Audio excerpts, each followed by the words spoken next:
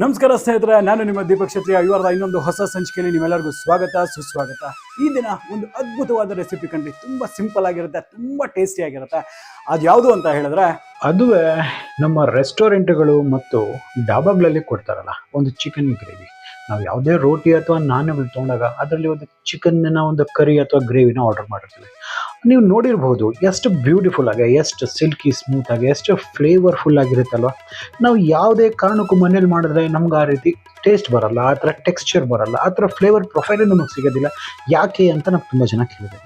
So ಆ wait ಎಲ್ಲ ಇವತ್ತು ಮುಗೀತು.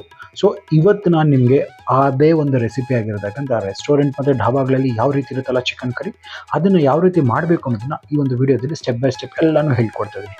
ತಡ ಮಾಡಿದ್ರೆ ನೋಡೋಣ, ನಡೀರಿ.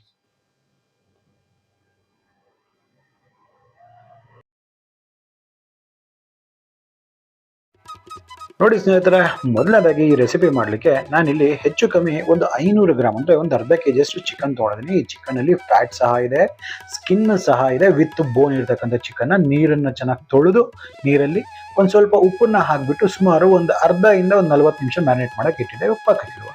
ಸೊ ಇಲ್ಲಿ ಇದು ಮೊದಲನೇದಾಗಿ ಒಂದು ಮಸಾಲೆ ಮಾಡ್ಕೋಬೇಕಾಗತ್ತೆ. ಎಲ್ಲ ಹೋಮ್ ಮೇಡ್ ಇರುತ್ತೆ. ಸೊ ಅದಕ್ಕಾಗಿ ಸ್ವಲ್ಪ ಹೋಲ್ ಗರಂ ಮಸಾಲೆಗಳು, ಏನು ಚಕ್ಕೆ, ಲವಂಗ, ಕಪ್ಪೆ ಏಲಕ್ಕಿ ಮತ್ತು ಗ್ರೀನ್ ಏಲಕ್ಕಿ ಬರುತ್ತಲ್ಲ ಅದು, ಒಂದು 4 ಲವಂಗ ಮತ್ತು ಒಂದು ಸ್ವಲ್ಪ ಪೆಪ್ಪರ್, ಇಷ್ಟನ್ನು ಹಾಕೊಂಡ್ಬಿಟ್ಟು ಇದರೊಟ್ಟಿಗೆ ಖಾರ ಏನು ಬೇಕಾಗುತ್ತೆ. ನಾನು ಇಲ್ಲಿ ಗುಂಟೂರು ಮೆಣಸಿನಕಾಯಿ ತೊಗೊಳ್ತಾ ಇದ್ದೀನಿ. ಹೆಚ್ಚು ಕಮ್ಮಿ ಒಂದು 12 ನಾನು ತೊಗೊಂಡಿದ್ದೀನಿ. ನಿಮಗೆ ಎಷ್ಟು ಬೇಕೋ ನೀವು ಅದನ್ನು ಬಳಸ್ಕೋಬೋದು. ಗುಂಟೂರು ತೊಗೊಂಡಿದ್ದೀನಿ. ಸೊ ಇದರಲ್ಲೇ ಸ್ವಲ್ಪ ಥಿಕ್ನೆಸ್ಗೋಸ್ಕರ ಒಂದು 10ರಿಂದ 12 ಗೋಡಂಬಿಯನ್ನು ಹಾಕಿಬಿಟ್ಟು ನಿಧಾನ ಹುರಿಯಲ್ಲಿ ನಾನು ಇದನ್ನು ಹುರ್ಕೊಳ್ತಾ ಇದ್ದೀನಿ.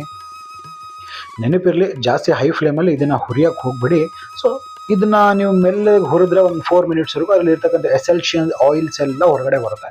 ಒಂದೊಳ್ಳೆ ಘಮ ಬರಬೇಕು, ಅಲ್ಲಿವರೆಗೂ ಹುರಿಬೇಕು. ನೋಡಿ, ಇಷ್ಟ ಆದರೆ ಸಾಕಾಗುತ್ತೆ.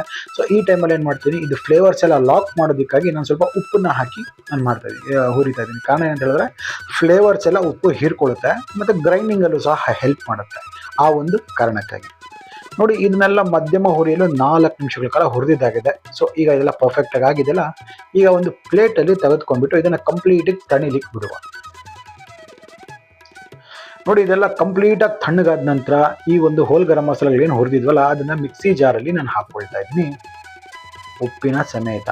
ಈಗ ಇದನ್ನು ಒಂದು ಕೋರ್ಸ್ ಪೌಡರ್ ಆಗಿ ಗ್ರೈಂಡ್ ಮಾಡ್ಕೊಂಡು ಬರ್ತೇನೆ. ನೋಡಿ, ಇಷ್ಟು ಮಾತ್ರ ತರ್ತರಿಯಾಗಿ ನಾನು ಗ್ರೈಂಡ್ ಮಾಡಿದ್ದೀನಿ.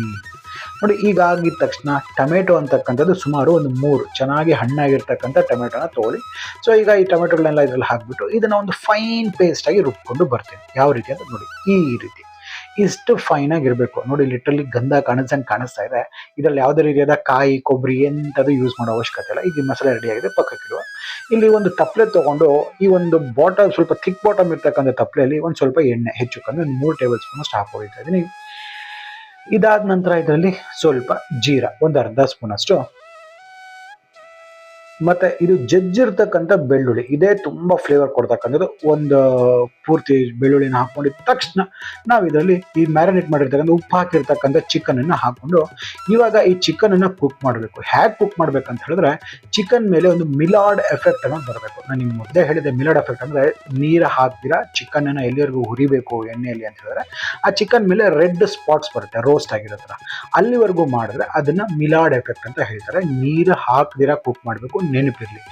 ಇದಾಗಲಿಕ್ಕೆ ಸುಮಾರು ಒಂದು 7ರಿಂದ 8 ನಿಮಿಷ ಆದರೂ ಬೇಕಾಗುತ್ತೆ.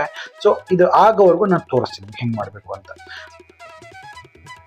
ನೋಡಿ, ಇದು ಸುಮಾರು ಒಂದು 7ರಿಂದ 8 ನಿಮಿಷ ಆಗಿದೆ. ಚಿಕನಲ್ಲಿ ಇರ್ತಕ್ಕಂಥ ನೀರು ಮತ್ತು ಆ ಸ್ಕಿನ್ನಲ್ಲಿ ಇರ್ತಕ್ಕಂಥ ಫ್ಯಾಟ್ ಎಲ್ಲ ಬಿಟ್ಕೊಂಡೆ ಯಾವ ಲೆವೆಲ್ವರೆಗೂ ನಿಮ್ಗೆ ಎಣ್ಣೆ ಕಾಣಿಸ್ತಾ ಇದೆ ನೋಡಿ.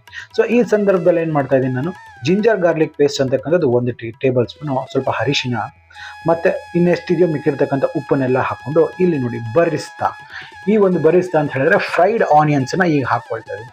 ಫ್ರೈಡ್ ಆನಿಯನ್ಸ್ ಇಲ್ಲ ಅಂತ ಹೇಳಿದ್ರೆ ಮೊದಲಲ್ಲೇ ನೀವು ಇದನ್ನು ಈರುಳ್ಳಿನ ಹಾಕೋಬೋದಾಗಿತ್ತು. ಸ್ವಲ್ಪ ಧನಿಯಾ ಪುಡಿ ಹಾಕೊಂಡ್ಬಿಟ್ಟಿದ್ದೀನಿ.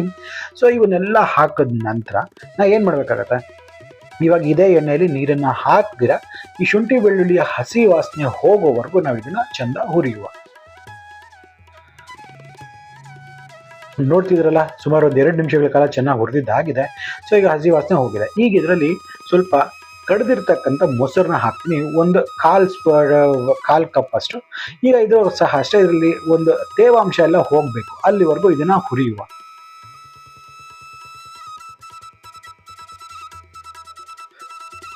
ನೋಡಿ, ಮೊಸರಲ್ಲಿ ಇರ್ತಕ್ಕಂಥ ತೇವಾಂಶ ಎಲ್ಲ ಹೋಗಿದೆ, ಬರೀ ಎಣ್ಣೆ ಮತ್ತೆ ಎಲ್ಲ ಫ್ಯಾಟ್ ಮಾತ್ರ ಮೇಲೆ ತೇಲ್ತದೆ. ಈಗ ಇದು ಪರ್ಫೆಕ್ಟ್ ಆಗಿದೆ ಅಂದ್ಬಿಟ್ಟು ಅರ್ಥ. ಈ ಸಂದರ್ಭದಲ್ಲಿ ನಾವು ಮಾಡ್ಕೊಂಡಿದ್ವಲ್ಲ ಆ ಮಸಾಲೆನೆಲ್ಲನೂ ಇದರಲ್ಲಿ ಹಾಕೊಂಡ್ಬಿಡುವ. ಈಗ ಈ ಮಸಾಲೆ ಜೊತೆ ಈ ಒಂದು ಚಿಕನ್ ಅನ್ನು ನಾವು ಚೆನ್ನಾಗಿ ಕುಕ್ ಮಾಡಬೇಕು. ನಿಮಗೆ ಈ ಸಂದರ್ಭದಲ್ಲಿ ನೀವು ಇದನ್ನ ಒಂದ್ ಸ್ವಲ್ಪ ಹೊತ್ತು ಹೈ ಫ್ಲೇಮ್ ಅಲ್ಲಿ ಕ್ಲೀನ್ ಆಗಿ ಇದನ್ನ ಮಿಕ್ಸ್ ಮಾಡ್ಕೊಳಕ್ ಶುರು ಮಾಡಿ.